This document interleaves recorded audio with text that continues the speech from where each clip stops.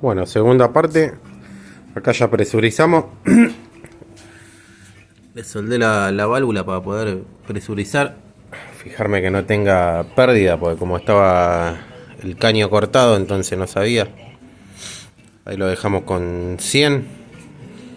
Y bueno, ya lo limpiamos, sopleteamos todo. Más o menos quedó limpio.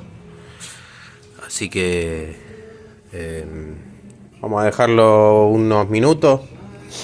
Y después seguimos con la otra parte. Ya sería cambio de filtro, una limpieza de cañería y cargar refrigerante. Nos vemos, gente.